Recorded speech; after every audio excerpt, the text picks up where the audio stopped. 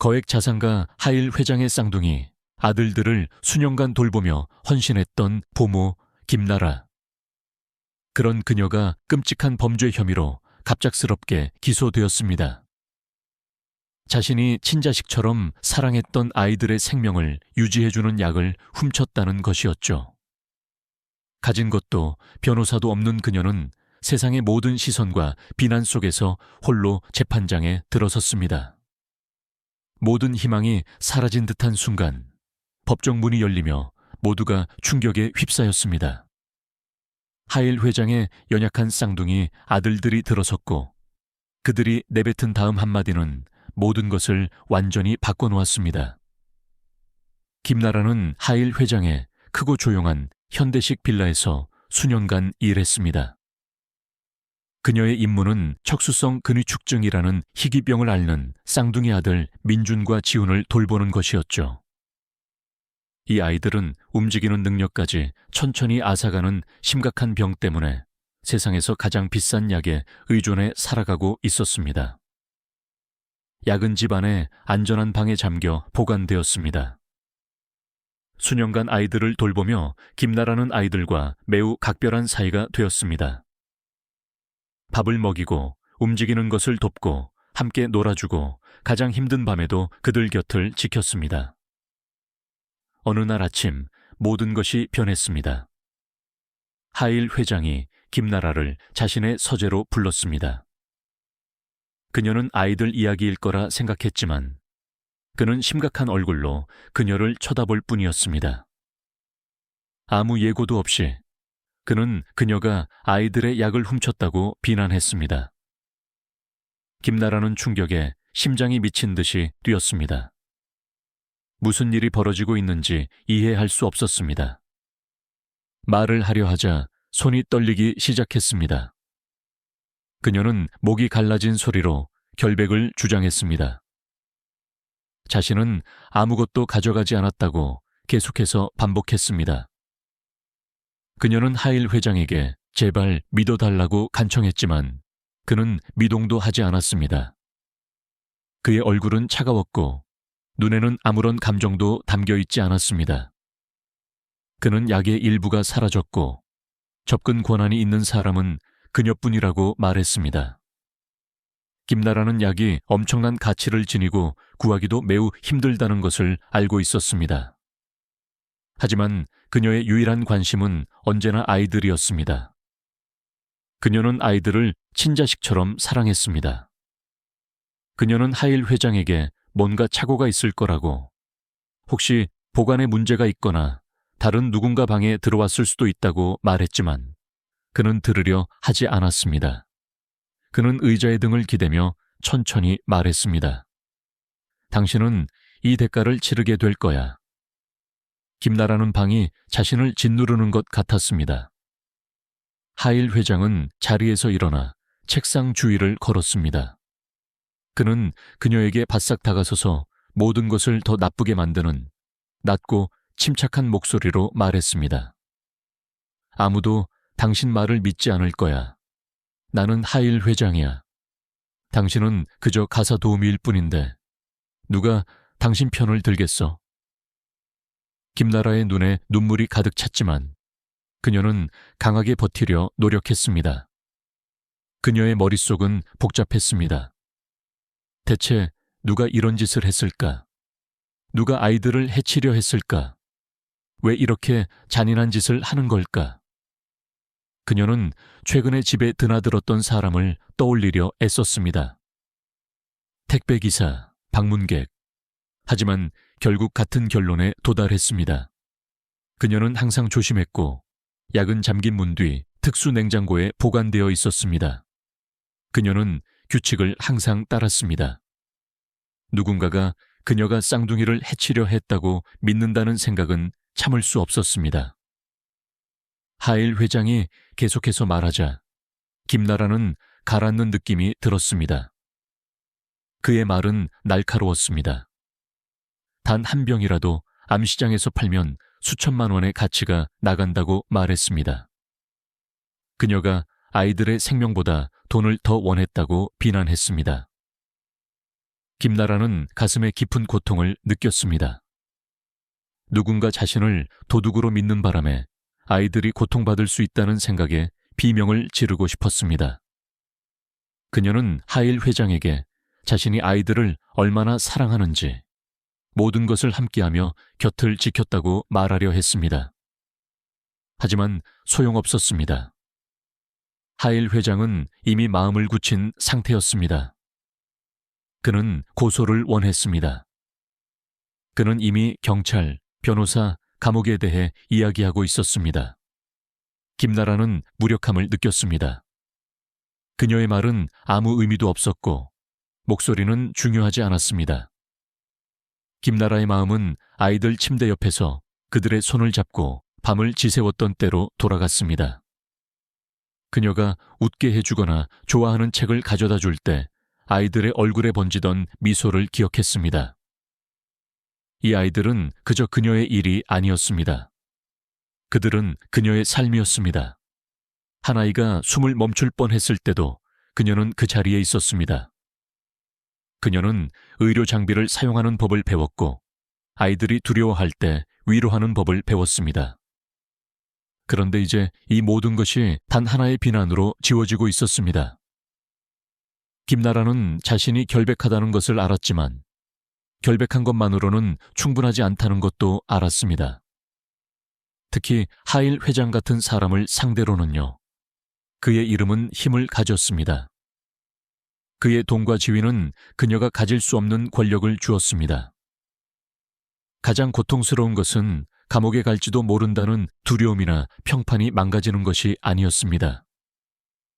진정한 고통은 아이들이 그녀가 자신들을 배신했다고 생각할지도 모른다는 사실에서 비롯되었습니다.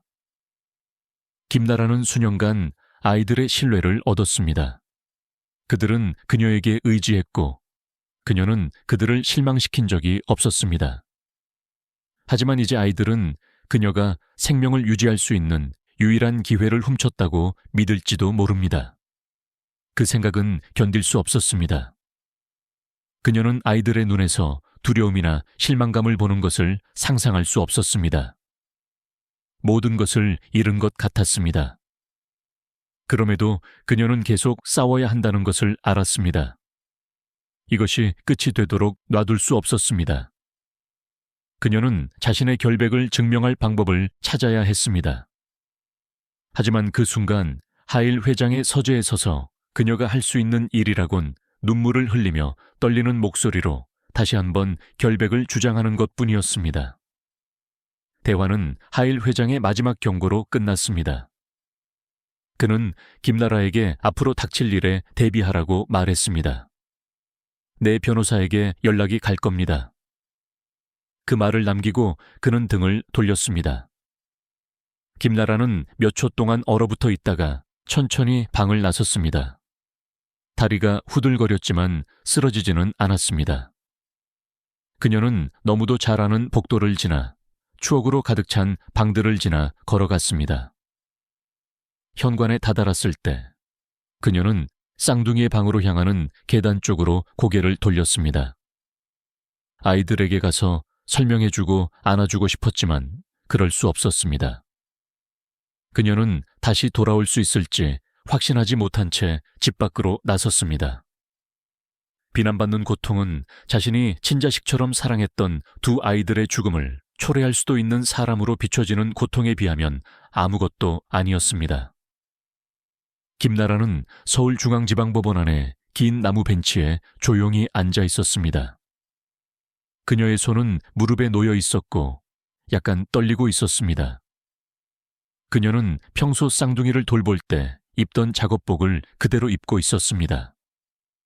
주변의 공기는 무겁게 느껴졌고 작은 소리 하나하나가 너무 크게 울렸습니다.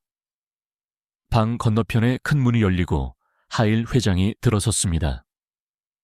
그는 값비싼 짙은 색 양복을 입고 두 명의 변호사와 경호원으로 보이는 두 남자를 대동했습니다. 그는 이미 모든 결과가 정해진 듯 자신감 넘치는 걸음걸이로 걸었습니다. 법정에 있는 사람들은 그를 쳐다보았고 몇몇은 고개를 끄덕이거나 속삭였습니다. 아무도 김나라를 쳐다보지 않았습니다. 판사가 들어오자 모두 일어섰고 재판이 시작되었습니다. 김나라는 집중하려 애썼지만 심장이 너무 빨리 뛰었습니다. 변호사나 그 누구도 없이 그녀는 완전히 혼자였습니다. 그녀는 이미 유죄라고 확신하는 것처럼 보이는 사람들 앞에서 강력한 권력을 가진 한 남자와 맞서고 있었습니다. 검사 측이 시작되자 하일 회장을 대변하는 변호사가 크고 분명한 목소리로 말했습니다. 그는 김나라를 신뢰를 이용한 여자로 묘사했습니다. 그는 그녀가 약이 어디에 있는지, 어떻게 접근하는지 정확히 알고 모든 것을 계획했다고 말했습니다. 그는 약의 가치를 설명하며 대부분의 사람들이 몇 년 동안 버는 돈보다 더 가치 있다고 말했습니다. 그리고 김나라는 아픈 아이들을 사람으로 보지 않고 기회로 봤다고 했습니다. 김나라는 그것이 사실이 아니라고 소리치고 싶었지만 그럴 수 없었습니다. 목이 꽉 막힌 느낌이었습니다. 방청객들은 그 이야기가 납득이 된다는 듯이 속삭이고 고개를 저었습니다. 검사는 김나라가 약을 가장 높은 가격을 부르는 사람에게 팔려고 가져갔다고 계속 말했습니다. 그는 이것은 단순한 절도가 아닙니다. 이것은 2명의 무력한 소년의 죽음으로 이어질 수 있는 행위입니다. 라고 말했습니다. 법정의 기자들은 기록하고 사진을 찍었습니다. 그들에게 이것은 그저 기사거리에 불과했습니다. 김나라에게는 자신의 삶이 파괴되고 있는 순간이었습니다. 그녀는 자신의 삶이 범죄 이야기로 변하는 것을 들었습니다. 그녀는 자신을 변호해줄 변호사가 없었습니다. 법원이 한 명을 배정해 주었지만 그는 나타나지 않았습니다. 그녀는 시간을 달라고 요청했지만 판사는 거절했습니다. 검사의 모든 말은 주먹으로 맞는 것처럼 느껴졌습니다. 그는 심지어 없어진 약 상자의 사진을 보여주며 김나라가 혼자 일했던 날 마지막으로 목격되었다고 말했습니다. 김나라는 이 모든 것에 대한 설명이 있다는 것을 알았지만 아무도 듣고 싶어 하지 않았습니다. 마침내 판사가 그녀에게 발언하고 싶은지 물었습니다. 입이 말랐지만 그녀는 일어나 작은 단상으로 걸어갔습니다. 그녀는 단상의 옆을 꽉 잡고 말하려 애썼습니다. 그녀의 목소리는 떨렸습니다. 그녀는 아무것도 가져가지 않았다고 말했습니다. 그녀는 아이들을 사랑했고 항상 그들을 돌봤다고 말했습니다. 하지만 몇 문장 말했을 뿐인데 판사가 그녀의 말을 끊었습니다. 그는 감정이 아닌 사실에 집중할 것이라고 말했습니다. 김나라는 굴욕감을 느끼며 그 자리에 서 있다가 천천히 자리에 앉았습니다. 방청객들은 김나라의 말에 거의 반응하지 않았습니다. 대부분은 이미 마음을 굳힌 상태였습니다. 그들에게 그녀는 유죄였습니다. 그녀는 가난했고 연줄도 없었고 이런 재판에서 이길 수 있는 사람처럼 보이지 않았습니다. 반면에 하일 회장은 침착해 보였습니다. 그는 변호사들 옆에 앉아 그들과 속삭였고 가끔 무표정한 얼굴로 김나라를 쳐다보았습니다. 그가 증언대에 섰을 때 그는 법정에 김나라를 믿었다고 말했습니다. 그녀를 가족처럼 대했는데 그녀의 배신이 충격적이었다고 했습니다. 그의 유일한 목표는 아이들을 지키는 것이라고 말했습니다. 판사는 그의 모든 말을 귀에 깊게 들었습니다. 김나라는 그것이 배신이 아니라고, 절도가 아니라고, 자신이 하지 않은 일 때문에 비난받고 있다고 소리치고 싶었습니다. 하지만 법정 주위를 둘러볼 때마다 그녀는 비난으로 가득 찬 눈들만 보였습니다. 아무도 왜 그녀가 그런 짓을 했는지 묻지 않았습니다. 아무도 그녀가 결백할 수도 있다는 가능성을 고려하지 않았습니다. 판사는 증거 제출을 요청했습니다. CCTV 영상, 없어진 물품 목록, 다른 직원들의 진술서 등 서류 상자들이 들어왔습니다. 영상 중 일부는 김나라가 약이 보관된 방으로 걸어 들어가는 모습을 보여주었습니다. 그녀는 영상에 소리가 없고 문맥이 없다는 것을 알았습니다. 그녀는 항상 그랬듯이 약의 재고를 확인하기 위해 들어갔던 것이었지만 법정에서는 그것이 그녀에게 불리하게 사용되고 있었습니다. 한 전직 가사도우미는 김나라가 아이들에게 지나치게 관여하는 것처럼 보였다고 말했습니다. 마치 그것이 나쁜 일인 것처럼요. 다른 한 명은 김나라가 약값이 집 한 채보다 더 비싸다고 말하는 것을 들었다고 했습니다. 김나라는 그날을 기억했습니다. 그녀는 부러움이 아니라 충격에 그렇게 말했던 것입니다. 하지만 아무도 그녀에게 설명할 기회를 주지 않았습니다. 그들은 그녀가 앉아서 조용히 자신의 삶이 산산조각 나는 것을 지켜보기를 원할 뿐이었습니다. 판사조차도 그녀의 존재를 귀찮아하는 것 같았습니다. 마치 그녀가 그저 절차를 완성하기 위해 그곳에 있는 것처럼요. 재판이 끝날 무렵 김나라는 완전히 기진맥진했습니다. 법정은 정의의 장소처럼 느껴지지 않았습니다. 그것은 무대 같았습니다. 모든 말, 모든 움직임, 모든 카메라 플래시가 이것이 진실에 관한 것이 아니라는 것을 상기시켜 주었습니다. 이것은 권력에 관한 것이었습니다. 그녀는 다시 쌍둥이를 생각했습니다. 아이들이 이 모든 것을 보고 있을까? 누군가 아이들에게 무슨 일이 벌어지고 있는지 말해줬을까? 아이들이 그녀가 약을 훔쳤다고 믿을까? 그 생각에 그녀의 속이 뒤틀렸습니다. 판사는 모든 서류를 검토한 후 며칠 뒤에 다시 재판을 재개하겠다고 말했습니다. 김나라는 그의 말을 거의 듣지 못했습니다. 그녀는 그 방에 있는 아무도 그녀가 진정 어떤 사람인지 보지 못하고 있다는 생각만 계속했습니다. 그녀는 천천히 일어서서 마지막으로 하일 회장을 쳐다보았습니다. 그는 뒤돌아보지 않았습니다. 그녀는 자신의 목소리가 중요하지 않다는 것을 느끼며 법정을 나섰습니다. 그녀는 그때 법원이 이미 한쪽 편을 선택했고 그게 자신이 아니라는 것을 깨달았습니다. 김나라는 간신히 몸을 지탱하며 법정 벤치에 다시 앉았습니다. 손은 차가웠고 다리는 힘이 없었습니다. 재판이 재개되자 하일 회장의 변호사들이 일어서서 새로운 증거를 모두 앞에 있는 스크린에 자신 있게 띄웠습니다. 그들은 김나라가 집안에 잠겨있는 금고 중 하나를 여는 것처럼 보이는 보안 카메라 영상을 보여주었습니다. 영상은 선명했지만 그녀에게는 뭔가 잘못된 느낌이 들었습니다. 그녀는 그 금고에 손을 댄 적이 없었습니다. 그녀의 임무는 쌍둥이를 돌보는 것이었지 보관이나 재정을 다루는 것이 아니었습니다. 그러나 영상은 그녀의 모습이 금고 쪽으로 다가가 그것을 여는 것을 보여주었습니다. 변호사들은 이것이 그녀가 없어진 약을 가져갔다는 증거라고 말했습니다. 그런 다음 그들은 그녀의 이름으로 된 것으로 보이는 은행 기록을 보여주었습니다. 서류에 따르면 약이 사라진 지 불과 며칠 만에 김나라의 이름으로 된 계좌로 거액의 돈이 이체되었습니다. 김나라는 입을 쩍 벌렸습니다. 그녀는 그 계좌를 본 적이 없었습니다. 그녀는 몸을 떨며 일어나 발언을 요청했습니다. 판사는 잠시 허락했습니다.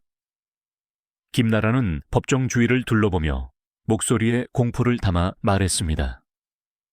영상이 조작되었음에 틀림없다고, 자신은 금고에 접근한 적이 없다고 말했습니다.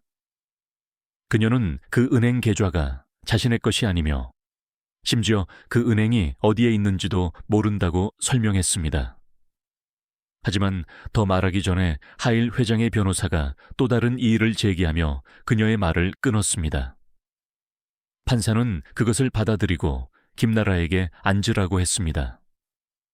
그녀는 누군가 자신을 모함하고 있다고 이번에는 더 큰 목소리로 다시 말하려 했지만 판사는 발언이 허락될 때만 말하라고 상기시키고 심리를 계속했습니다. 잘 차려입은 한 여성 변호사는 침착하고 자신감 있는 어조로 다시 한번 일어섰습니다. 그녀는 김나라가 자신을 환영해 준 가족의 신뢰를 배신했다고 반복했습니다. 그녀는 김나라가 보호자 역할을 이용하여 조용히 절도를 저지르기 위해 충분히 가까워졌다고 말했습니다. 변호사는 강하고 확고한 단어를 사용하며 계속 말했습니다. 그녀는 김나라의 행동이 신중한 계획을 보여준다고 말했습니다. 그녀는 영상, 은행 기록, 그리고 없어진 약을 가리켰습니다. 그녀는 판사를 보며 즉시 유죄 판결을 내려달라고 요청했습니다. 김나라는 얼어붙었습니다. 그녀는 무슨 일이 벌어지고 있는지 믿을 수 없었습니다. 그녀의 삶의 모든 부분이 왜곡되고 있었습니다. 그녀는 쌍둥이와 함께 밤을 새우며 그들이 편안하고 제 시간에 약을 복용했는지 확인했습니다. 주말과 명절에도 아플 때도 항상 그들 곁을 지켰습니다. 이제 그녀가 했던 모든 일들이 너무나 현실처럼 보이는 일련의 거짓말로 지워지고 있었습니다. 그녀는 누가 그 영상을 만들었고 누가 자신의 신원 정보에 접근하여 은행 서류를 위조했는지 묻고 싶었지만 아무도 더 이상 그녀의 말을 듣지 않았습니다. 법정은 오직 변호사들이 듣게 하고 싶은 것만 들었고 거기에는 그녀의 이야기는 전혀 포함되지 않았습니다. 판사는 아무 말 없이 기록했지만 그의 얼굴에는 어떤 반응도 보이지 않았습니다. 화난 것 같지도 않았고 궁금해하는 것 같지도 않았습니다. 김나라는 그가 의심하고 있다는 어떤 신호라도 찾기 위해 그를 지켜보았지만 아무것도 없었습니다. 그는 계속해서 기록할 뿐이었습니다. 법정의 방청객들은 마치 그녀가 이미 선고를 받은 것처럼 그녀를 쳐다보았습니다. 사람들은 서로에게 속삭였고 몇몇은 고개를 저었고 심지어 몇몇은 혐오스럽다는 듯이 그녀를 똑바로 쳐다보았습니다. 김나라는 그들의 눈에 더 이상 사람이 아닌 것처럼 느껴졌습니다. 그저 한 명의 범죄자였습니다. 그녀는 쌍둥이가 처음 진단받았을 때를 기억했습니다. 그녀가 어떻게 그들의 장비를 사용하는 법을 배우고 그들의 증상을 이해하고 그들이 울 때 위로하는 법을 배웠는지 그녀는 대부분의 사람들이 할 수 없는 일들을 해냈고 더 많은 돈이나 인정을 요구한 적이 한 번도 없었습니다. 그녀는 단지 그들이 안전함을 느끼기를 바랐을 뿐입니다. 이제 그 기억들은 이 악몽 아래에 묻혀 멀리 느껴졌습니다. 김나라는 마치 아이들이 나타날 것 같거나 진실을 아는 누군가가 나설 것만 같아 법정 뒤쪽을 쳐다보았지만 문은 닫혀 있었고 아무도 도와주러 오지 않았습니다. 가슴이 답답해졌습니다. 그녀는 한 아이가 열이 나서 잠 못 이루던 때를 생각했습니다. 아이가 마침내 편안해질 때까지 그녀는 부드럽게 노래를 불러주었습니다. 그녀는 그들이 함께 그림을 그렸던 것과 그녀를 김나라 이모라고 부르기 시작했던 것을 떠올렸습니다. 그 순간들은 그녀 삶의 가장 진실된 부분이었습니다. 하지만 낯선 사람들 앞에서는 아무 의미도 없었습니다. 변호사들은 자신감에 차 있었습니다. 증거는 진짜처럼 보였고 판사는 아무 질문도 하지 않았습니다. 김나라에게는 자신의 말만 남았고 방 안에 아무도 그것에 관심이 없어 보였습니다. 그녀는 눈을 닫고 조용히 앉아 모든 것이 무너져 내리는 것 같은데도 울지 않으려 애썼습니다.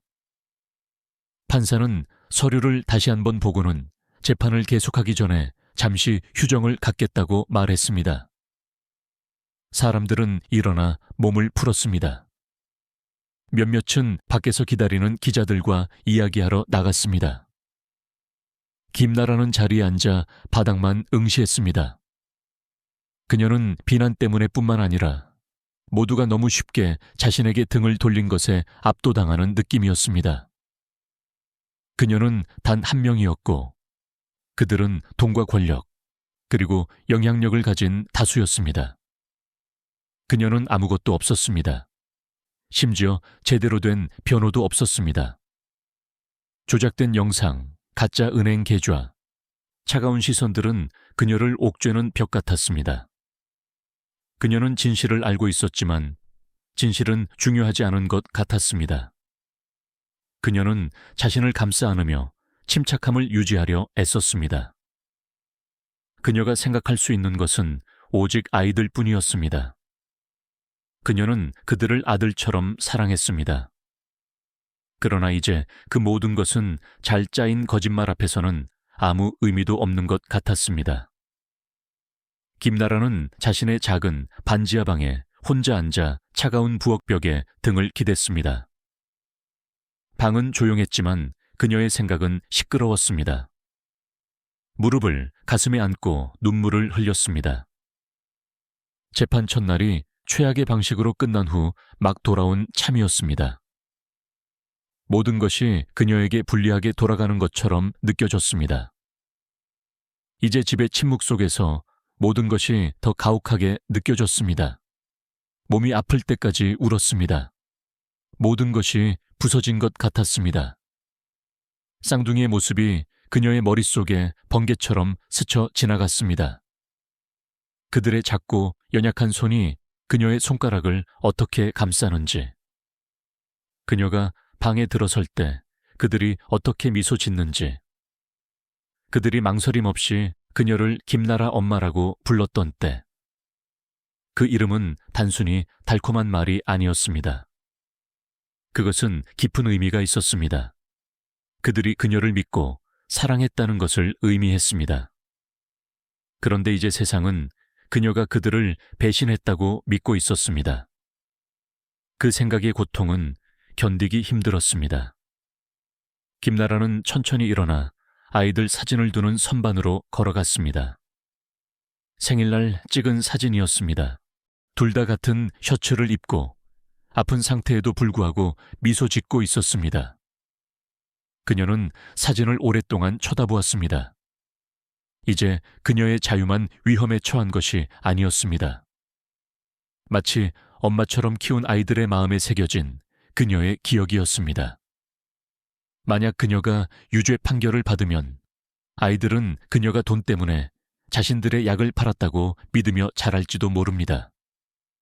그 생각은 다른 어떤 것보다 더 그녀를 힘들게 했습니다.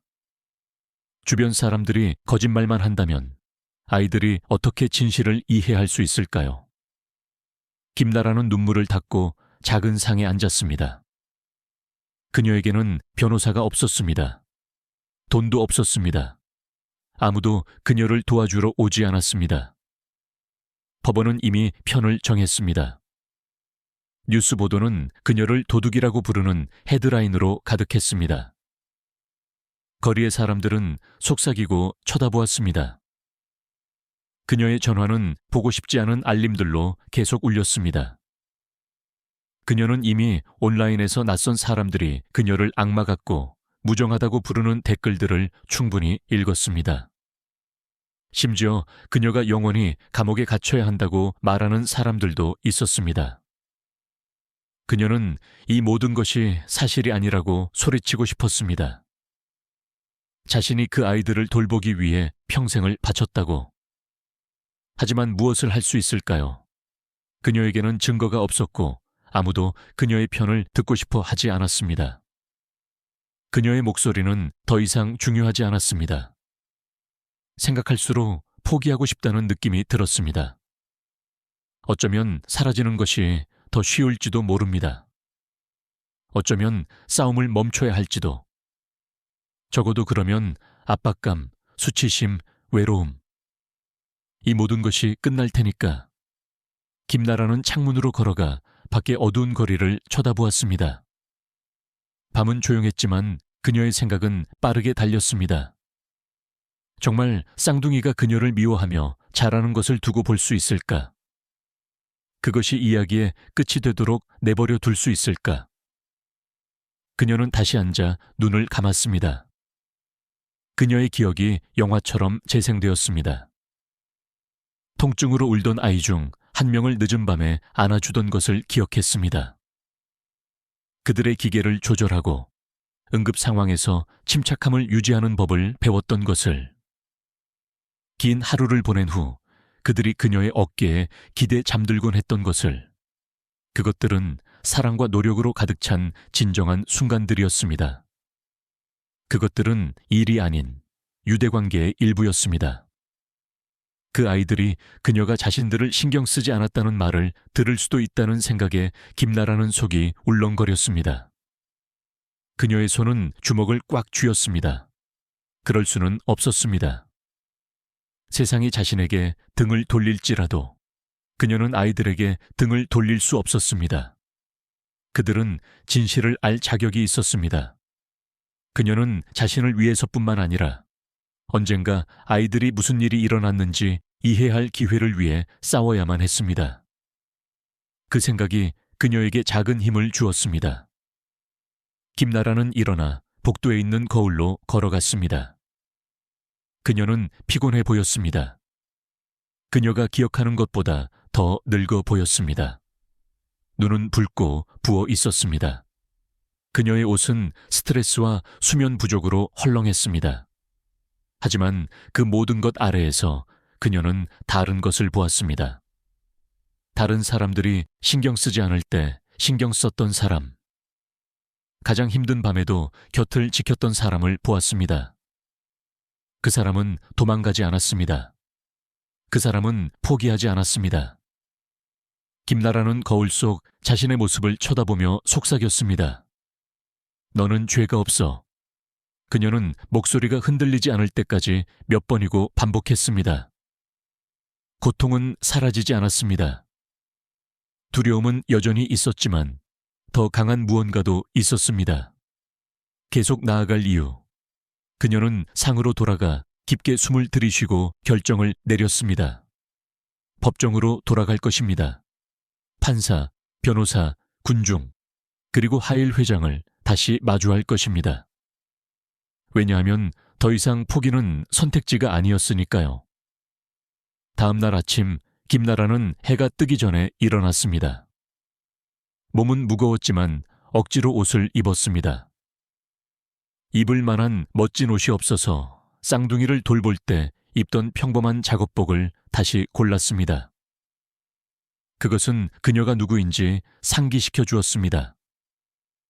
그녀는 몇 장의 서류와 직접 쓴 메모, 그리고 쌍둥이의 사진을 챙겼습니다. 밖으로 나섰을 때 거리는 아직 텅 비어 있었습니다. 그녀는 법원으로 가는 버스 뒷좌석에 앉아 내내 창밖을 쳐다보았습니다. 그녀는 무슨 일이 일어날지 알았습니다. 법정에서 바로 체포될 수도 있다는 것을 알았습니다. 하지만 쌍둥이가 거짓말을 믿는다는 생각은 어떤 감옥보다 더 끔찍했습니다. 김나라는 그것이 아이들의 이야기가 되도록 내버려 두지 않을 것이었습니다. 그녀는 느리고 꾸준한 걸음으로 법원 계단을 올랐습니다. 어떤 대가를 치르더라도 진실을 위해 싸울 준비가 되어 있었습니다. 재판 이틀째, 김나라는 무거운 마음으로 법정에 들어섰습니다. 이미 앉아있는 사람들의 눈을 마주하기가 두려워 고개를 숙이고 걸었습니다. 아무것도 시작하기 전부터 압박감이 느껴졌습니다. 변호인석에 앉았을 때 그녀는 하일 회장이 이미 자리에 앉아 침착하고 태연하게 자신의 변호사와 조용히 이야기하고 있는 것을 보았습니다. 재판이 시작되자 하일 회장의 팀은 시간을 낭비하지 않았습니다. 그들은 일어나 새로운 증거를 발표했습니다. 김나라는 긴장하며 몸을 곧게 세웠습니다. 스크린의 일련의 문자 메시지, 스크린샷이 나타났습니다. 변호사는 이것이 김나라와 암시장 구매자로 추정되는 사람들 간의 메시지라고 설명했습니다. 문제는 김나라가 가격, 픽업 날짜, 그리고 약에 대해 이야기하는 내용이 담겨 있었습니다. 김나라의 얼굴이 창백해졌습니다. 그녀는 이 메시지를 본 적이 없었습니다. 가짜였지만 그녀의 이름과 전화번호가 사용되어 너무나 진짜처럼 보였습니다. 판사는 몸을 앞으로 숙여 기록을 했고 그녀 뒤의 군중은 혐오감에 큰 소리로 속삭이기 시작했습니다. 검찰은 각 메시지줄을 하나하나 설명했습니다. 그들은 마치 김나라가 처음부터 절도를 계획한 것처럼 보이게 만들었습니다. 배송 준비 완료와 논의된 대로 같은 용량 같은 문구가 사용되어 메시지는 매우 구체적이었습니다. 김나라는 멍하니 앉아 있었습니다. 그녀는 누군가 어떻게 이렇게 설득력 있는 증거를 조작할 수 있는지 이해할 수 없었습니다. 그녀는 이 모든 것이 사실이 아니라고 말하기 위해 입을 열려 했지만 판사는 자신의 차례를 기다리라고 상기시켰습니다. 방청객들은 눈에 띄게 동요했습니다. 몇몇은 실망한 듯 고개를 저었습니다. 다른 사람들은 낮은 목소리로 험담을 속삭였습니다. 김나라는 주위를 둘러보고 다시 완전히 혼자가 된 기분이었습니다. 그녀는 테이블 모서리를 꽉 움켜쥐었습니다. 맞은편에 앉은 하일 회장은 조용히 모든 것을 지켜보고 있었습니다. 하지만 그때 그녀는 그것을 보았습니다. 그의 입가에 작은 미소가 번지고 있었습니다. 그는 말하지 않았습니다. 그럴 필요가 없었으니까요. 그는 이미 승리했다고 믿는 사람처럼 보였습니다. 김나라는 고개를 숙이고 목구멍에 덩어리를 삼키며 상황이 얼마나 나빠지고 있는지 깨달았습니다. 김나라는 방역할 증거가 없었습니다. 곁에는 변호사도 없었고 가짜 메시지를 조사해줄 전문가도 없었습니다. 그녀의 목소리만으로는 아무것도 증명할 수 없었습니다. 판사가 질문을 하는 동안 그녀는 조용히 앉아 있었고 대부분의 질문은 하일 회장 측에서 답변했습니다. 그녀는 메시지가 가짜임을 증명할 방법이 있을지 생각하려 애썼습니다. 그녀의 휴대전화는 재판 몇 주 전에 고장나서 교체했고 많은 기록이 사라진 상태였습니다. 방은 점점 더 차가워지는 것 같았습니다. 판사의 얼굴은 점점 더 진지해졌습니다. 그는 검찰의 주장에 여러 번 고개를 끄덕였습니다. 법정은 그녀를 옥죄어 오는 것 같았습니다. 김나라는 첫날의 공포가 다시 돌아오는 것을 느꼈습니다. 자신이 아는 모든 것, 자신이 사랑하는 모든 것이 빼앗길지도 모른다는 깊은 두려움. 대중들도 이제 확신하는 듯 했습니다. 방 주위의 표정들이 그것을 보여주었습니다. 모두가 마치 그녀가 이미 유죄인 것처럼 그녀를 쳐다보았습니다. 그녀는 이 싸움에서 빠르게 지고 있었습니다.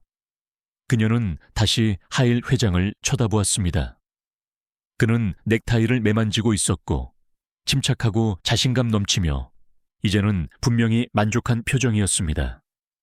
증거는 제 역할을 했습니다. 김나라는 그의 얼굴에서 그것을 볼 수 있었습니다. 그녀는 그가 이 일을 위해 얼마나 멀리까지 갔을지 궁금했습니다. CCTV, 은행 계좌, 그리고 이제는 이 메시지들. 이것은 잘 조직된 계획임에 틀림없었습니다. 그녀는 자신에게 다시 물었습니다. 왜? 하일 회장 같은 사람이 왜 자신을 파괴하기 위해 이토록 멀리까지 갈까? 단순히 통제하기 위한 것일까? 아무도 자신에게 맞설 수 없다는 것을 보여주기 위한 것일까? 아니면 숨겨야 할 비밀이 있는 것일까? 김나라는 답을 찾을 수 없었고 커져가는 두려움과 절망감만 느꼈습니다. 그녀는 거기서 울고 싶지 않았지만 눈에 눈물이 고이기 시작했습니다. 천천히 숨을 쉬려 애썼습니다. 그녀의 유일한 힘은 자신이 왜 이곳에 있는지 기억하는 것에서 나왔습니다. 진실이 중요했습니다. 아무도 믿지 않더라도 그녀는 버텨야만 했습니다. 수갑을 차고 나간다 해도 싸움을 멈출 수 없었습니다. 그때 예상치 못한 일이 일어났습니다. 판사가 재판을 계속하려던 순간 법정 뒤쪽 문이 천천히 열렸습니다. 모두가 돌아보았습니다. 잠시 동안 아무도 무슨 일이 벌어지고 있는지 이해하지 못했습니다. 이내 방 전체에 탄식이 울려 퍼졌습니다. 문으로 들어선 것은 쌍둥이였습니다. 한 아이는 작은 보행기를 잡고 발을 앞으로 내딛기 위해 애썼습니다. 그는 긴장했지만 단호해 보였습니다. 한 걸음 한 걸음이 느리고 조심스러웠습니다. 그 옆에서 다른 쌍둥이는 전동 휠체어를 타고 스스로 앞으로 나아갔습니다. 그들은 무릎까지 오는 옷을 입고 눈은 방 전체를 훑어 김나라를 찾아냈습니다. 법정 전체는 침묵에 휩싸였습니다. 소음, 속삭임, 긴장감, 이 모든 것이 사라졌습니다. 판사조차 기록하던 것을 멈추었습니다. 아이들이 올 거라고는 아무도 예상하지 못했습니다. 법정에 나타나기 위해 그들이 얼마나 많은 노력을 했을지는 명확했습니다. 모든 움직임이 어떤 증언보다 더 크게 말하고 있었습니다. 김나라는 충격에 입이 벌어졌습니다. 그녀의 몸은 얼어붙었습니다. 그녀는 아이들이 올 것이라는 말을 듣지 못했습니다. 전혀 알지 못했습니다. 그들이 그 법정 한가운데에 있는 것을 보는 것은 그녀의 마음을 완전히 다른 방식으로 아프게 했습니다. 그것은 단지 사랑이나 슬픔이 아니었습니다. 그것은 자신이 왜 계속 싸우기로 선택했는지를 상기시키는 깊은 감정적 충격이었습니다. 군중은 완전히 조용했습니다. 하일 회장조차도 재판 시작 이후 처음으로 놀란 표정이었습니다. 그는 더 이상 웃지 않고 몸을 앞으로 숙였습니다. 아이들은 아무 말도 하지 않았습니다. 그럴 필요가 없었습니다. 그들의 존재만으로도 모든 것을 말해 주었습니다. 그것은 그들이 누구를 믿고 누구 곁에 서고 싶은지 보여주었습니다. 한 아이는 통증을 이겨내고 다른 아이는 스스로 길을 안내하는 이 단순한 행동은 변호사들이 주장했던 어떤 것보다 더 큰 소리로 말했습니다. 김나라는 방 안의 분위기가 변하는 것을 느낄 수 있었습니다. 며칠 만에 처음으로 누군가 드디어 듣고 있다는 느낌이 들었고 이 모든 것은 아이들 덕분이었습니다. 엄청난 노력 끝에 쌍둥이는 법정 앞쪽에 있는 김나라를 향해 천천히 나아갔습니다. 모든 눈이 침묵 속에서 그들을 따랐습니다. 보행기를 짚은 아이는 한 걸음마다 한쪽 다리를 끌었고 힘에 겨워 팔이 떨리는 상태에서 보행기 손잡이를 꽉 잡았습니다. 다른 아이는 형 옆에 바싹 붙어 전동 휠체어로 앞으로 나아갔습니다. 그들은 서두르지 않았습니다. 서두를 수도 없었습니다. 한 걸음 한 걸음이 힘을 필요로 했지만 그들은 계속 나아갔습니다. 방은 얼어붙었습니다. 속삭임도 움직임도 없었습니다. 마침내 김나라에게 다다르자 두 아이는 그녀에게 몸을 기댔습니다. 걷던 아이는 보행기를 놓치고 그녀의 허리를 끌어안으며 조용히 울었습니다. 다른 아이는 휠체어에서 그녀의 손을 잡으려 했습니다. 김나라는 말문이 막혔습니다. 그녀의 팔은 본능적으로 그들을 감싸 안으며 꼭 안아주었습니다. 그녀의 얼굴은 눈물로 젖었습니다. 모든 일이 있은 후 그들은 왔습니다. 아무도 그들을 오라고 하지 않았습니다.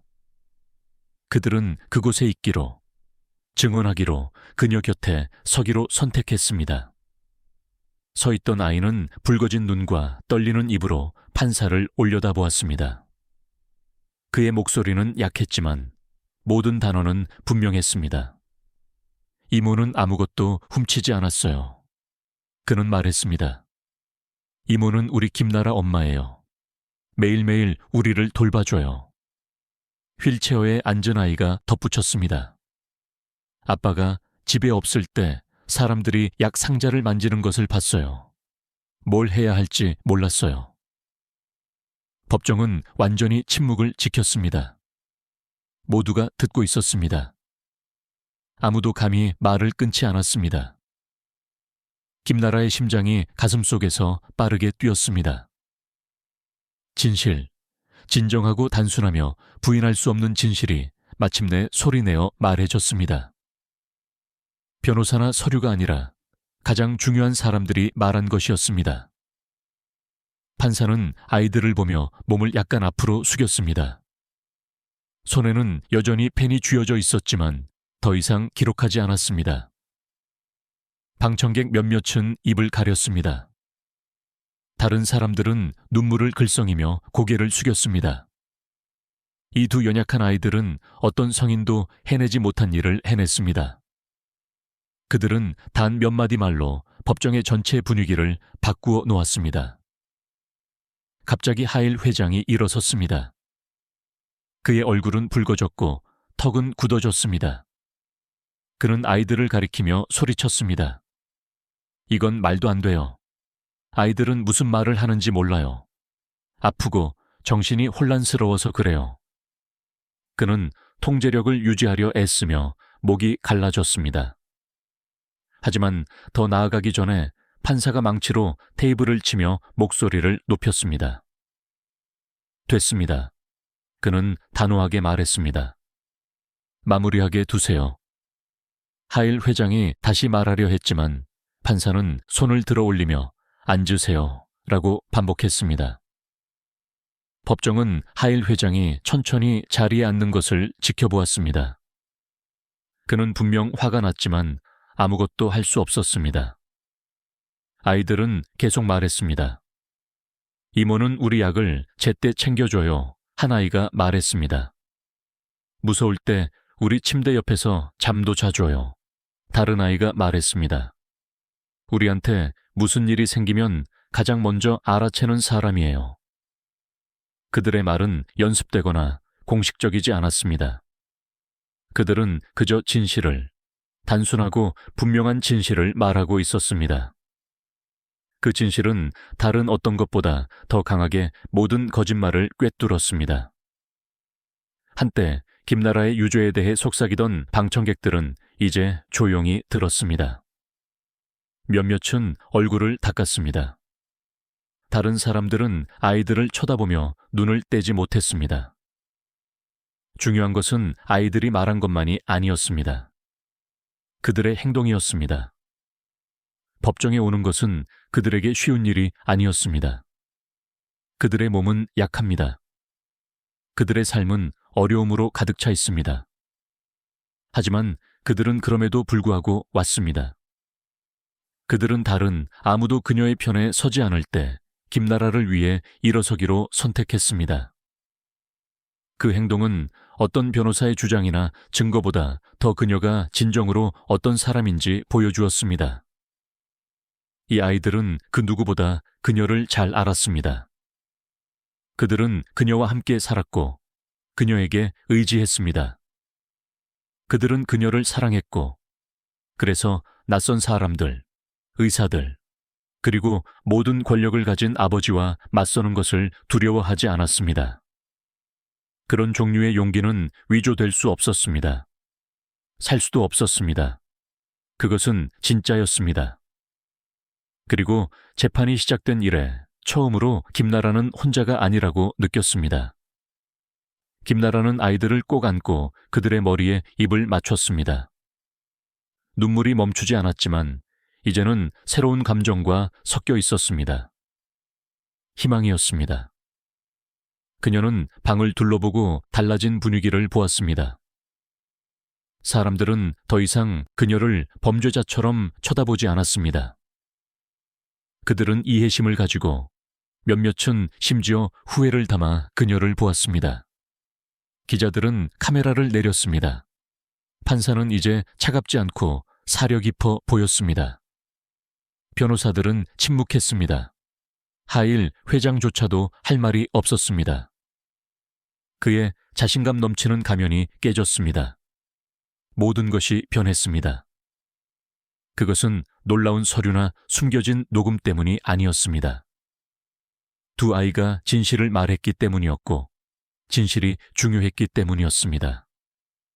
김나라는 깊게 숨을 들이쉬고 몇 초 동안 멈춰 있었습니다. 그녀는 다음에 무슨 일이 일어날지 여전히 몰랐습니다. 재판은 끝나지 않았습니다. 하지만 이제 그녀는 며칠 동안 느끼지 못했던 것을 가지고 있었습니다. 지지, 진정한 지지, 그리고 그것이 모든 것을 바꾸어 놓았습니다. 다음에 무엇이 오든 그녀는 혼자 마주하지 않을 것입니다. 판사는 몸을 앞으로 숙여 펜을 내려놓고 김나라를 그리고 아이들을 똑바로 쳐다보았습니다. 그는 몇 초 동안 아무 말도 하지 않았습니다. 마침내 그는 차분한 목소리로 물었습니다. 두 사람 모두 정확히 무엇을 보았는지 설명해 줄 수 있겠니? 아이들은 고개를 끄덕였습니다. 한 아이는 저장실 근처에서 두 사람을 보았던 밤에 대해 설명하기 시작했습니다. 그들을 알아보지는 못했지만 목소리를 듣고 상자들이 옮겨지는 것을 기억했습니다. 그들은 하일 회장에게 말하려 했지만 그는 그들이 혼란스러워서 그렇다고 무시했습니다.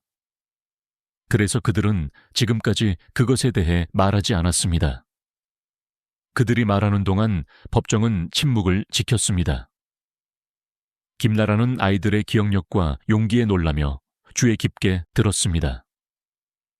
판사는 천천히 기록을 했고 검찰조차 아무런 반대 없이 들었습니다. 김나라는 그들의 손을 꽉 쥐고 조용히 고마워라고 속삭였습니다. 그리고 오랜만에 처음으로 그녀는 안전하다고 느꼈습니다. 진실이 드디어 말해졌고 방 전체가 그것을 들었습니다. 그녀는 더 이상 혼자가 아니었습니다. 판사는 잠시 휴정을 가졌다가 다시 자리로 돌아왔습니다. 몇 분 후 모두가 다시 자리에 앉았습니다. 판사는 이제 아이들의 증언을 공식적으로 들을 것이라고 발표했습니다. 두 명의 법원 직원이 조심스럽게 아이들이 자리에 앉도록 도왔습니다. 한 명은 휠체어를 탄 아이를 앞으로 안내했고 다른 한 명은 보행기를 짚은 아이를 부드럽게 도왔습니다. 법정은 조용했습니다. 모두가 주의 깊게 지켜보았습니다. 판사는 그들을 친절하게 바라보며 말할 준비가 되었는지 물었습니다. 두 아이 모두 고개를 끄덕였습니다. 한 아이가 먼저 천천히, 하지만 분명하게 말하기 시작했습니다. 그는 김나라가 매일 아침, 매일 밤, 가장 힘든 날에도 좋은 날에도 항상 그들과 함께 있었다고 설명했습니다. 그녀는 단 한 번도 약 복용 시간을 놓친 적이 없다고 말했습니다. 아플 때도 곁에 있었고 무서울 때 위로해 주었으며 가족처럼 모든 것을 돌보아 주었다고 했습니다. 그녀는 한시도 그들 곁을 떠난 적이 없었다고 했습니다. 그러자 다른 아이가 말했습니다. 그는 판사를 보며 중요한 것을 봤다고 말했습니다. 어느 날 밤 잠이 오지 않아 방 밖에서 발소리를 들었다고 했습니다. 김나라 이모라고 생각했지만 문틈으로 살짝 엿보았을 때 다른 사람을 보았습니다. 아빠와 함께 일하는 변호사 여성이었습니다. 그녀는 약이 보관된 저장실에서 걸어 나오고 있었습니다. 그는 왜 그녀가 그곳에 있는지 이해할 수 없었습니다. 그녀가 그 근처에 가는 것을 본 적이 없었지만 그녀는 손에 무언가를 들고 나와서 주위를 둘러본 후 복도로 사라졌습니다. 그의 동생은 자신들의 아버지가 항상 그들의 염려를 무시했기 때문에 지금까지 아무에게도 말하지 않았다고 덧붙였습니다. 이제 두 아이가 같은 것을 말하자 법정은 반응하기 시작했습니다. 사람들은 믿을 수 없다는 듯 서로를 쳐다보았습니다. 판사는 자세한 기록을 했습니다. 이것은 모든 것을 바꾸어 놓았습니다. 법정은 며칠 동안 김나라에게만 집중했습니다. 하지만 이제 이야기에 다른 조각이 생겼습니다. 김나라의 손은 여전히 떨리고 있었지만 그녀는 마침내 말할 기회가 생긴 것 같았습니다. 판사의 허락을 받아 그녀는 일어서서 직접 작성한 서류처를 제출했습니다. 여기에는 상세한 의무 기록, 작성된 일지, 그리고 그녀의 개인 메모가 포함되어 있었습니다. 서류에는 약 투여 시간, 그녀의 수면 일정, 그리고 아이들의 의사에게 연락하거나 증상을 모니터링하기 위해 밤을 지새웠던 정확한 기록이 있었습니다. 각 페이지는 병원 진료 기록과 의료진에게 제공했던 정기적인 업데이트 내용과 일치했습니다. 더 이상 그녀의 말만이 아니었습니다. 그녀의 헌신을 보여주는 증거, 날짜, 시간, 행동이 있었습니다. 판사는 서류를 천천히 넘기며 읽는 동안 고개를 끄덕였습니다. 김나라는 그의 반응을 기다리며 조용히 서 있었습니다. 한편 하일 회장은 주의 깊게 지켜보고 있었습니다. 그의 턱은 굳어 있었고 손가락은 테이블을 빠르게 두드리고 있었습니다. 판사가 검찰 측에 답변할 것이 있는지 묻자 하일 회장은 변호사를 기다리지 않고 직접 일어서서 말했습니다. 하일 회장은 김나라를 가리키며 목소리를 높였습니다. 그는 그녀가 모두를, 심지어 아이들까지 조종하고 있다고 말했습니다. 그는 그녀가 아이들을 세뇌시키고 그들의 병을 동정심을 얻는 데 이용했다고 비난했습니다. 그는 아이들이 무슨 말을 하는지 모르며 분명히 코치 받았다고 했습니다. 그는 지지를 얻기 위해 방 주위를 둘러보았지만 반응은 이제 달랐습니다. 사람들은 더 이상 그를 신뢰하는 눈으로 보지 않았습니다. 대신 몇몇은 고개를 저었고 다른 이들은 고개를 숙였습니다. 김나라는 침착하게 그의 말에 반응하지 않았습니다. 판사는 그가 말하게 두었지만 몇 분 후 하일 회장에게 앉으라고 요청했습니다. 그런 다음 법정을 향해 새로운 증언과 서류를 신중하게 검토해야 할 것이라고 말했습니다. 김나라의 조용한 강인함과 아이들의 용감한 등장은 분명히 인상을 남겼습니다. 재판의 균형이 바뀌었습니다. 하일 회장의 이전의 자신감은 사라졌습니다. 그가 더 많이 말할수록 그의 분노는 그를 통제하고 있는 것처럼 보이지 않고 절망적으로 보이게 만들었습니다. 법정의 분위기는 달라지기 시작했습니다. 배심원들조차 이제 더 주의 깊게 보였습니다. 몇몇은 새로운 흥미를 가지고 메모를 했습니다. 몇몇은 존경심이 담긴 듯한 눈빛으로 김나라를 힐끗 쳐다보았습니다. 판사는 아이들의 전체 의무 기록과 병원 통신 기록 사본을 요청했습니다. 김나라는 그것들을 제공하겠다고 말했습니다. 판사는 또한 아이들의 증언에서 언급된 하일 회장의 변호사가 조사가 끝날 때까지 일시적으로 직무에서 해제될 것을 명령했습니다.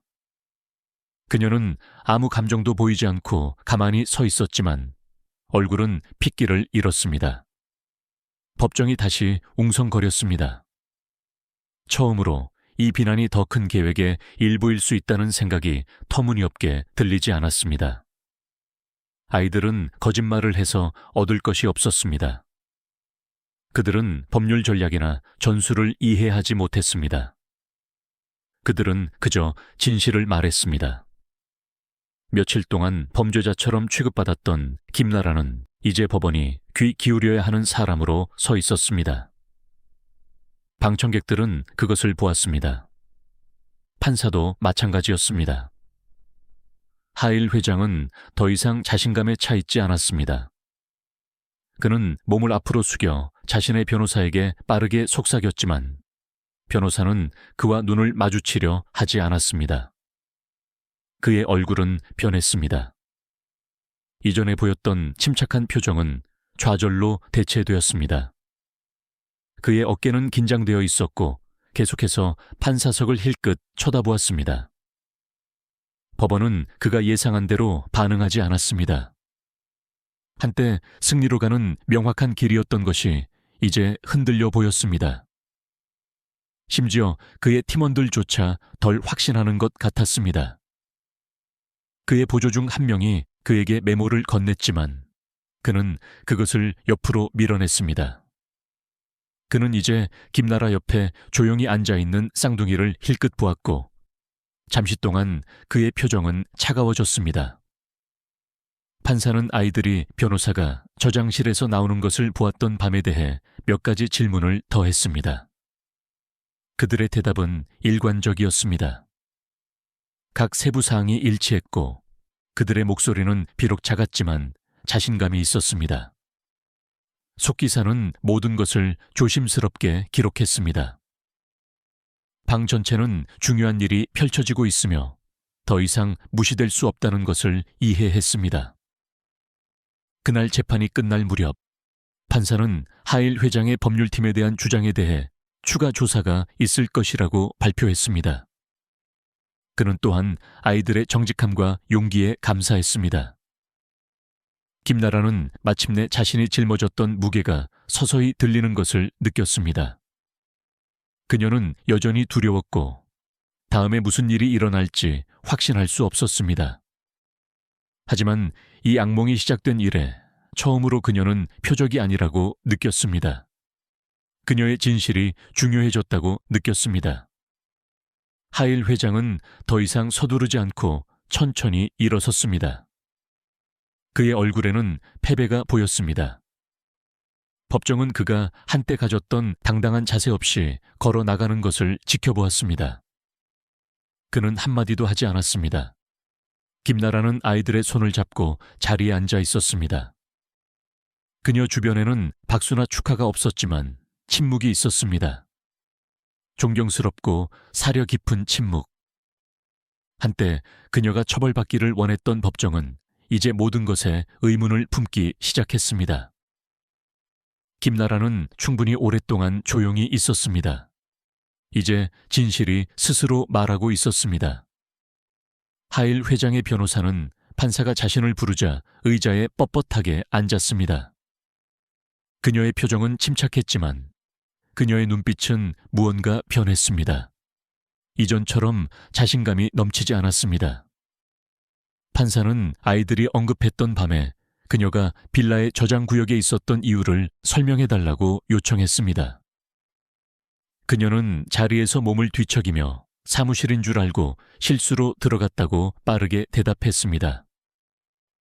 그러나 판사가 두 번째로, 이번에는 더 단호하게 묻자 그녀의 대답은 약간 바뀌었습니다.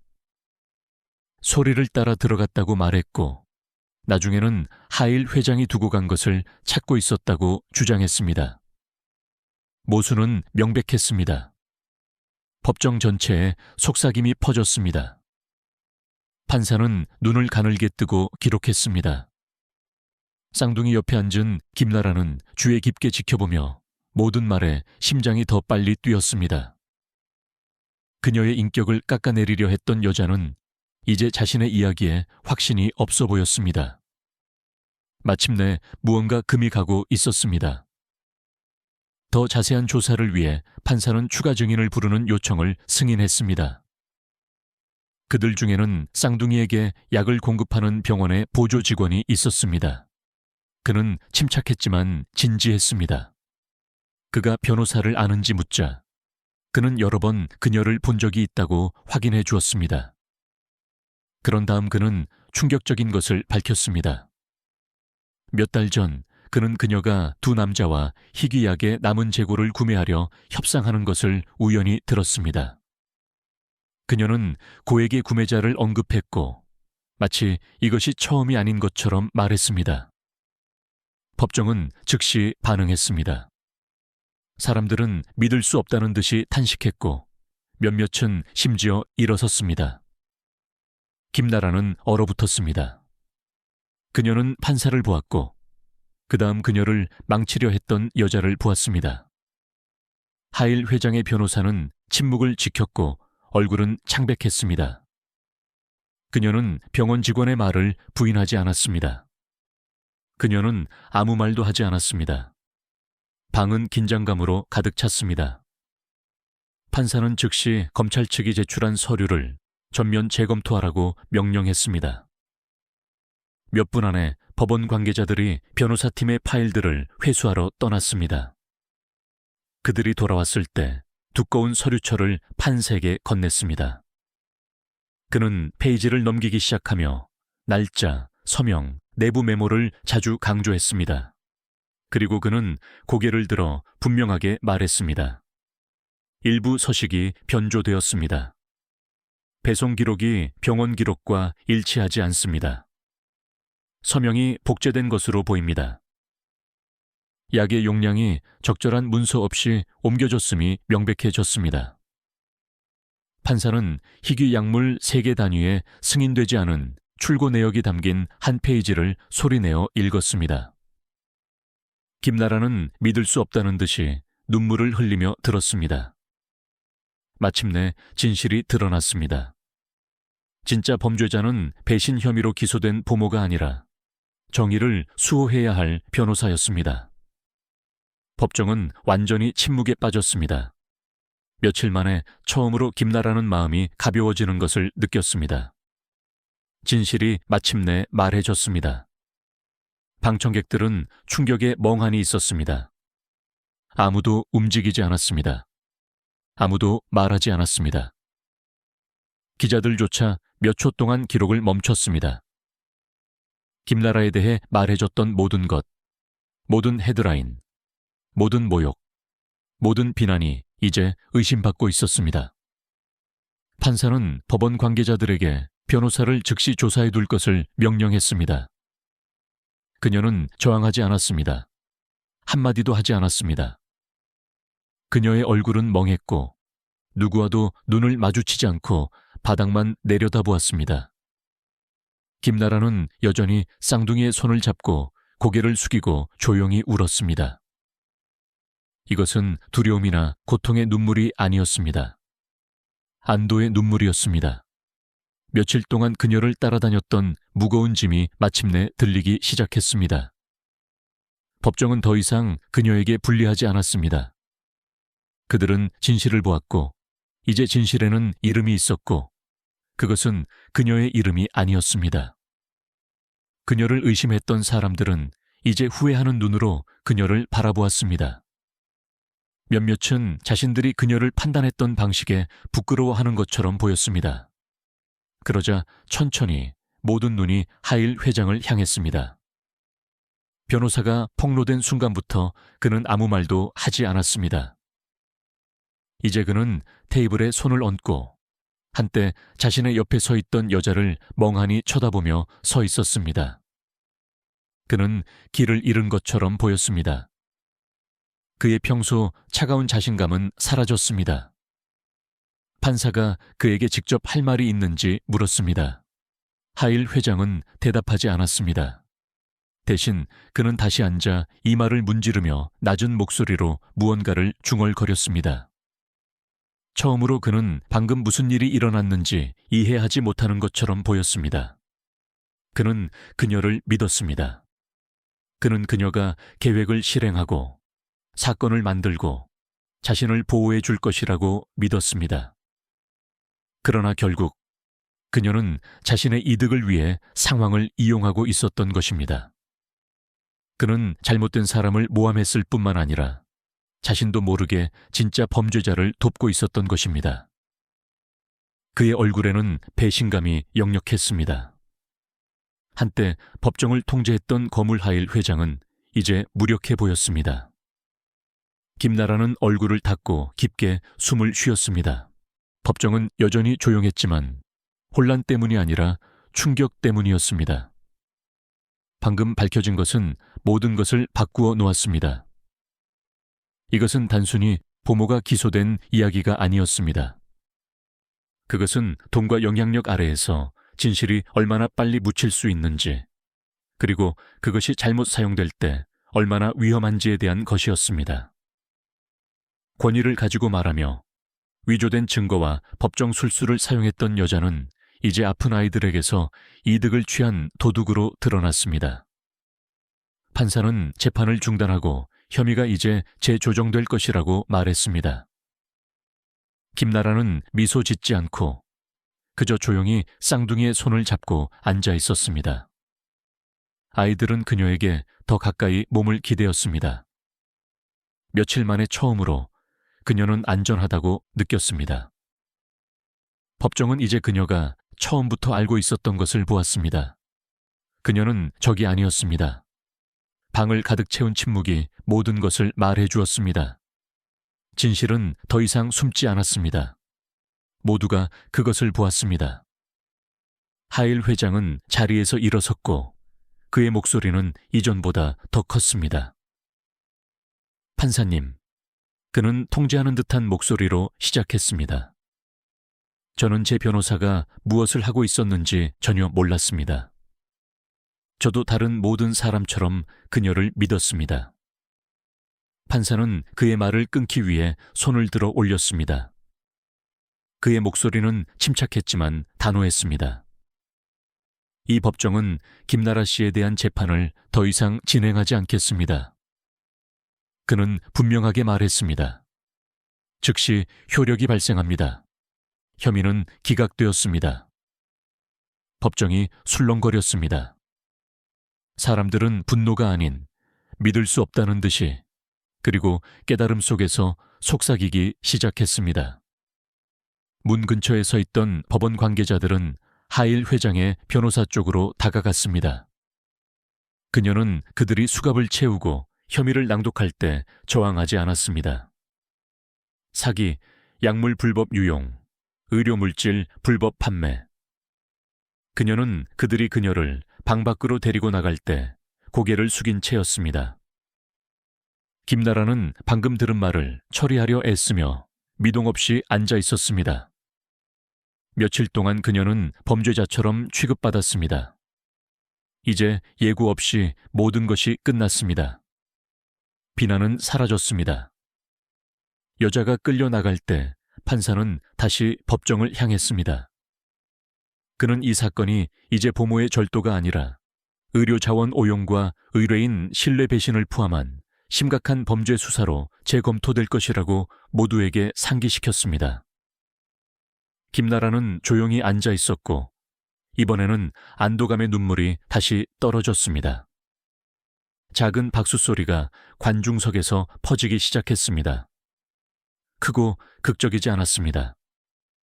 처음에는 몇몇 사람만이 조용히 박수쳤고 이어서 더 많은 사람들이 동참했습니다.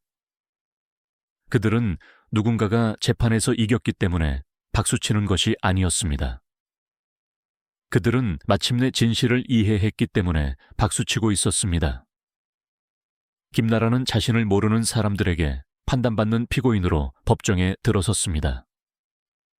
그러나 이제 같은 사람들이 그녀가 진정으로 어떤 사람인지 인정하고 있었습니다.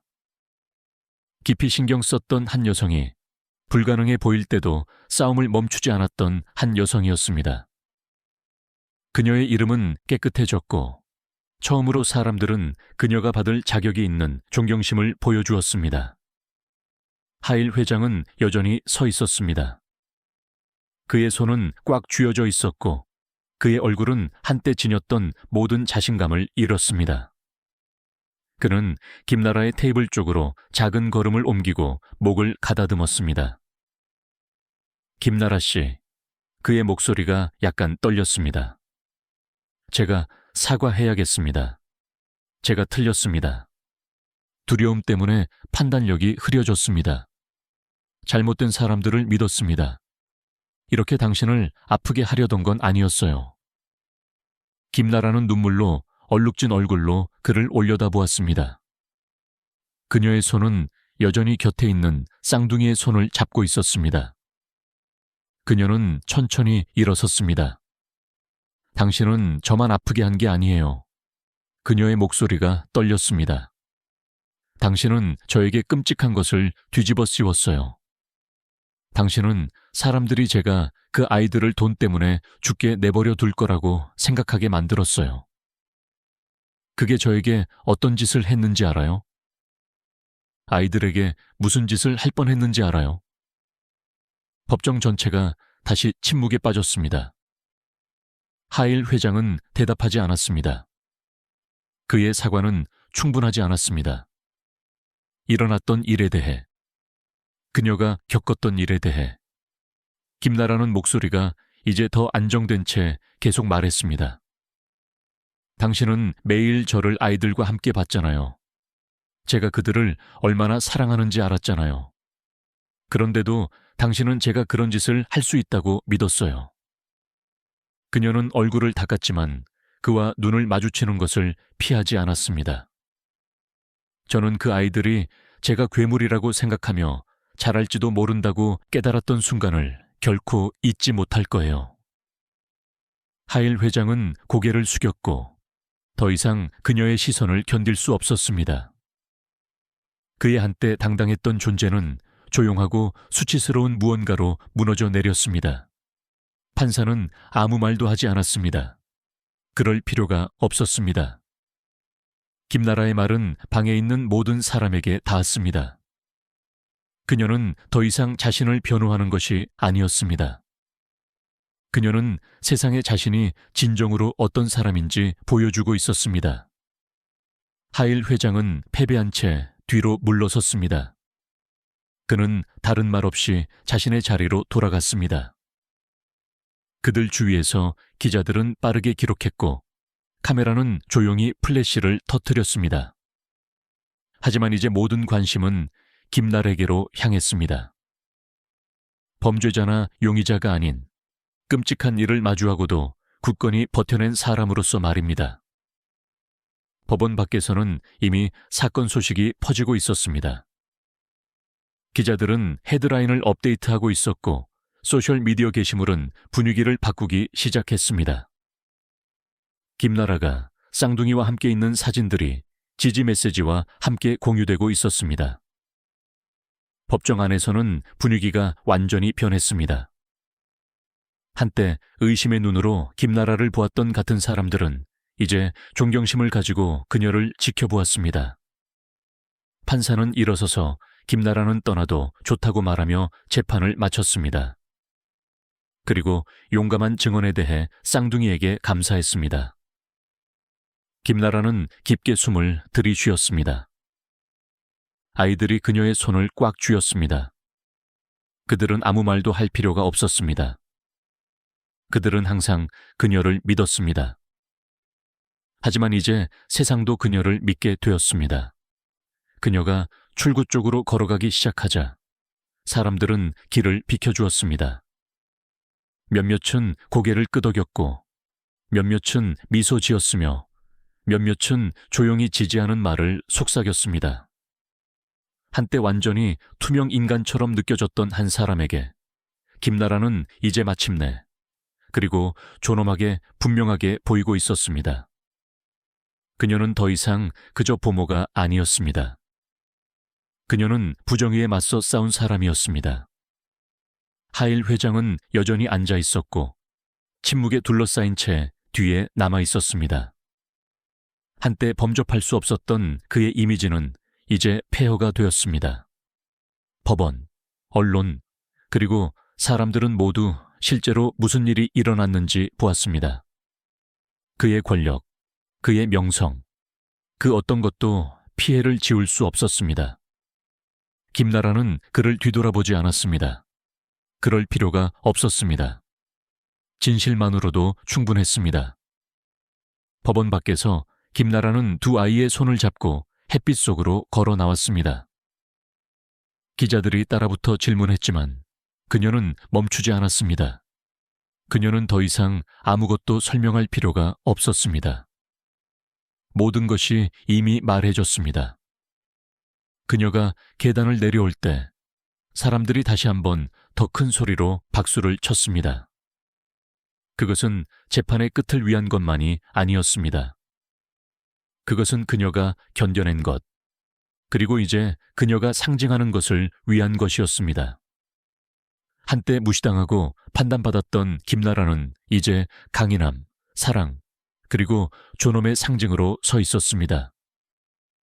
그녀를 파괴하려 했던 것이 오히려 그녀의 이야기를 더 크게 만들었고 이번에는 세상 전체가 마침내 듣고 있었습니다. 판사는 분명한 표정으로 판사석으로 돌아왔습니다. 손에는 최종 서류가 들려 있었습니다. 법정은 침묵 속에서 일어섰습니다.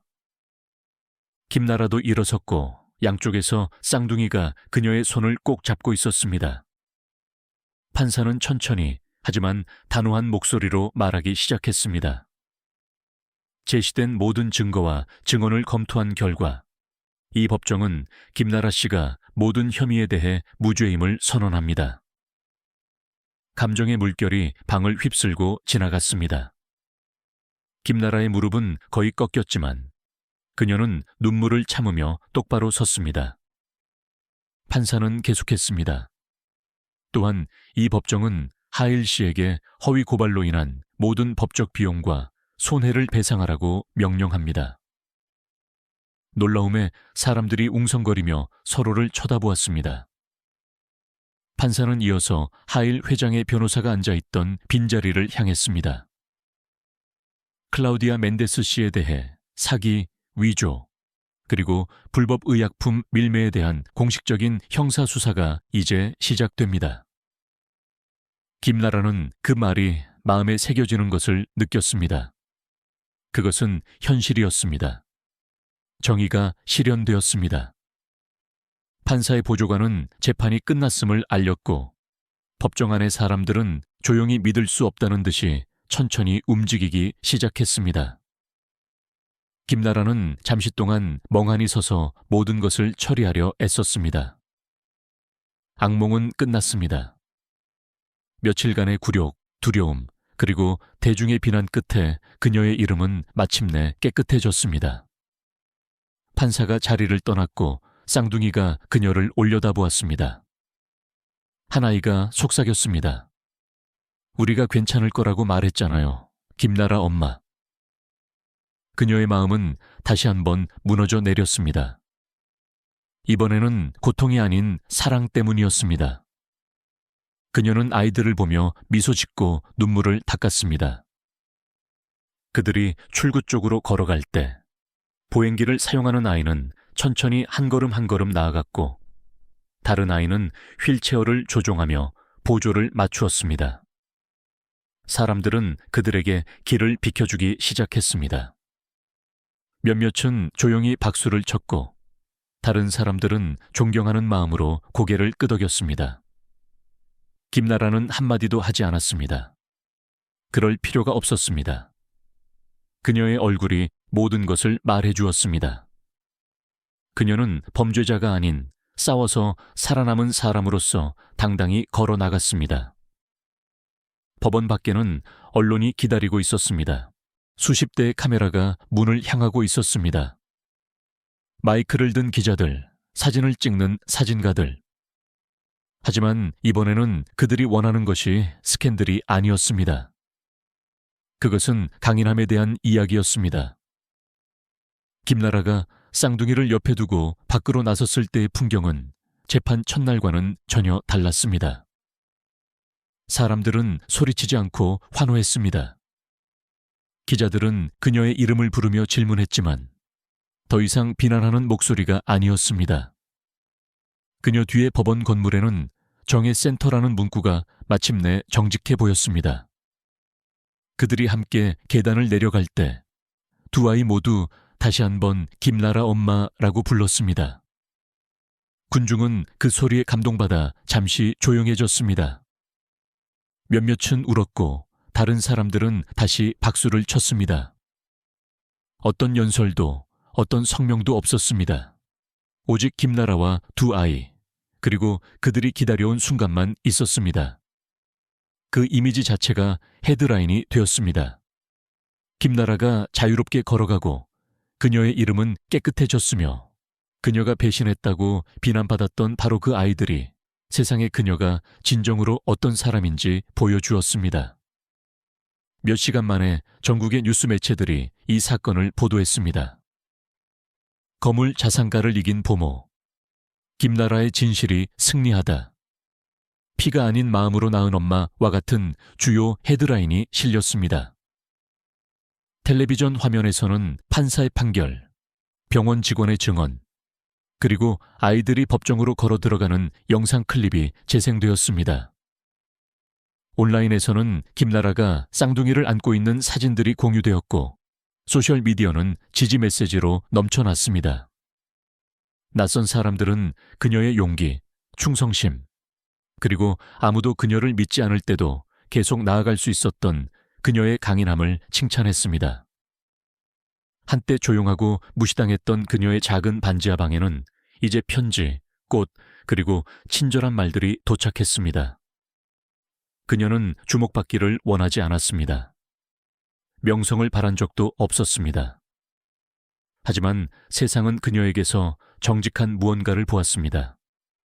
부당하게 기소되었지만 진실을 포기하지 않은 한 여성이었습니다. 그녀의 이야기는 다른 사람들에게 영감을 주었습니다. 몇몇은 그녀를 영웅이라고 불렀습니다. 몇몇은 정의의 상징이라고 했습니다. 하지만 김나라에게 중요했던 유일한 칭호는 그녀가 사랑을 통해 얻은 것이었습니다. 김나라 엄마. 그것은 법원의 결정도, 뉴스 헤드라인도, 밖의 박수도 아니었습니다. 모든 것이 끝난 후 아이들이 그녀의 손을 잡았을 때 그들의 눈빛이었습니다. 그들이 그녀를 변호했을 때 그들의 목소리였습니다. 그녀에게 승리는 세상이 틀렸음을 증명하는 것이 아니었습니다. 그 두 아이에게 자신이 결코 그들 곁을 떠나지 않았고 모든 것을 희생하면서도 그들을 지켰다는 것을 증명하는 것이었습니다. 그녀는 돈이나 소송, 누가 폭로되었는지에는 신경 쓰지 않았습니다. 중요했던 것은 진실이 여전히 살아있다는 것이었습니다. 그리고 그것은 살 수도, 조작될 수도, 지워질 수도 없다는 것이었습니다. 김나라는 가능한 최악의 혐의를 받았지만 그녀는 자신이 누구인지 멈추지 않았습니다. 그리고 결국 그것이 그녀를 구했습니다. 그것이 승리였습니다. 그 누구도 다시는 그녀에게서 빼앗을 수 없는 부분이었습니다. 김나라는 더 이상 거대한 부자의 세상 속에서 배경에 머무는 단순한 부모가 아니었습니다. 그녀는 이제 모든 사람에게 자신이 항상 그래왔던 사람으로 보였습니다. 진실과 강인함, 그리고 어떤 거짓말도 파괴할 수 없는 사랑을 가진 한 여성이었습니다. 그녀의 이야기는 복수에 관한 것이 아니었습니다. 아무도 듣지 않을 때도 진실을 고수하는 것에 관한 것이었습니다. 모든 문이 닫힌 것처럼 보일 때도 일어서는 것에 관한 것이었습니다. 그녀는 아이들과 함께 집으로 돌아와 저녁을 차리고 장난감을 치우고 평소처럼 잠자리를 도와주었습니다. 바깥 세상은 변했을지 모르지만 그녀의 일상은 변하지 않았습니다. 그녀는 온전함을 느끼기 위해 주목을 필요로 하지 않았습니다. 그녀는 단지 진실이 보이고 들리고 회복되었다는 사실에서 오는 평화가 필요했습니다. 그녀는 쌍둥이에게 잘 자라고 입 맞추고 사랑한다고 속삭이며 불을 껐습니다. 그녀는 단지 자유로운 것이 아니었습니다. 그녀는 존경받았습니다. 그녀는 신뢰받았습니다. 그녀는 거인과 맞서 싸워 더 강해져서 걸어 나왔습니다. Kaynaklar, Deep Research Video, görüntü Canvas. Gemini hata yapabildiğinden verdiği yanıtları doğrulayın.